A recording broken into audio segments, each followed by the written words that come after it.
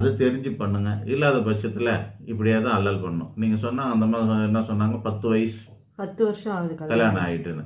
So ஒரு 25 வயசில் கல்யாணம் ஆயிருக்குன்னா 10னா அவனுக்கு கண்டிப்பாக 35 வயசு ஆகிருக்கும் இந்த மாக்கு. அப்போ அவருக்கு அதுக்கும் மேலே தான் இருக்கும். 35லேருந்து 40 வயசு வரைக்கும் அவருக்கு ஒரு தொழில் வயசு இருக்கும். இந்த 40 வயசு வரைக்கும் செட்டில் ஆகாத ஒரு மனுஷன் எப்போ போய் செட்டில் ஆகிறது? ரொம்ப ஆபத்தான சூழ்நிலையில் இருக்கிறாங்கன்றதை உணரணும். அதனால் நேரடியாக வந்து பார்த்து நீங்கள் வந்து உங்களுக்கான தொழிலில் என்ன தொழில் செய்யலாம், என்ன வேலைக்கு போகலாம், தொழிலும் செய்யலாம், வேலைக்கும் போகலாம், எது பண்ணணும், வாழ்க்கை வளரணும் அப்படின்னு ஆசைப்பட்டா கண்டிப்பாக சொந்தமாக தான் செய்யணும். வாழ்க்கை ஓடனா போதும் அப்படின்னு ஆசைப்பட்டா வேலைக்கு போகணும். வேலைக்கு போகிறவன் பணக்காரன் ஆக முடியாது. பணக்காரன் ஆனவன் ஆரம்பத்தில் வேலைக்கு போயிருக்கலாம், ஆனால் வேலைக்கு போய் பணக்காரன் ஆனதே கிடையாது. ஆக சுய தொழில் அல்லது ப்ரொஃபஷ்னல் அப்படிங்கிற மாதிரியான ஒரு அமைப்பில் இருக்கணும்.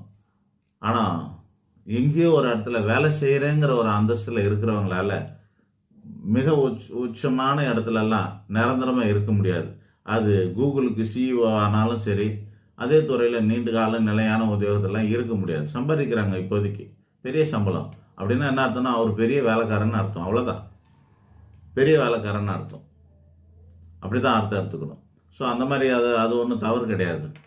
ஒரு யானைக்கு வாளாக இருக்கணும்னு ஆசைப்படுவாங்க சில பேர், எலிக்கு தலையாக இருக்கணும்னு ஆசைப்படுவாங்க. ஒரு சிறு தொழில், நான் பாட்டு ஒரு வண்டி கடை வச்சு தள்ளிட்டு ஓட்டிகிட்டு இருக்கிறேன்பா, அவர் முதலாளி. ஆனால் சுந்தர் பிச்சை தொழிலாளி. பரவாயில்ல, கௌரவம் இருந்தால் பெரிய தொழிலாளியாக இருந்துட்டு போகலன்னா போ, அதனால் ஒன்றும் தப்பு கிடையாது. நான் முதலாளி தான் இருப்பேன்னு அடம் பிடிக்க வேண்டிய அவசியம் இல்லை. வேலைக்கு போகிறது கேவலமும் கிடையாது. புரியுதுங்களா? கம்பெனியில் போய் வேலை செய்கிறது, அரசாங்கத்தில் வேலை செய்கிறது எதுவுமே கேவலம் கிடையாது. போதுமான அளவுக்கு இருந்தால் போதும் தான். நம்ம வாழ்க்கைக்கு தேவையான அளவுக்கு சம்பாரிச்சா போதுமானாக்கா அதையே நம்ம செய்யலாம். ஒரு பாதுகாப்பாக இருக்கும் அப்படின்னாக்கா செய்யலாம். நீண்ட காலம் இருக்கும்னாக்கா அதையும் செய்யலாம். ஆக நீங்கள் வேலைக்கு போகணுமா, சுயமாக செய்யணுமா, அல்லது தொழில்முறையாக இருக்கணுமா, வியாபாரம் பண்ணணுமா அப்படிங்கிறதெல்லாம் நீங்கள் ஜாதகத்தை பார்த்து தெரிஞ்சுக்கலாம். முதல்ல உங்களுடைய ப்ளஸ் மைனஸ் அறிஞ்சிக்கணும். உன்னை அறிந்தால் உலகத்தில் போராடலாம். உங்களோட தொழில் சார்ந்த பலமாக இருக்குதா, பலவீனமாக இருக்குதா?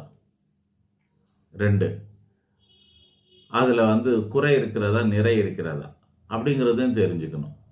ஆக இதெல்லாம் தெரிஞ்சுக்கிட்டு அது எந்த ரூபத்தில் இருக்குது, பல கிரகம் சம்மந்தப்பட்டிருக்கா, ஒத்த கிரகம் சம்மந்தப்பட்டிருக்கா அப்படின்ற கிளாரிட்டிக்கு அந்த குறிப்பிட்ட கரெக்டாக அந்த குறிப்பிட்ட துறைகளை இறங்குற பட்சத்தில் வெற்றி நிச்சயமாக கிடைக்கும். நன்றி, வணக்கம்.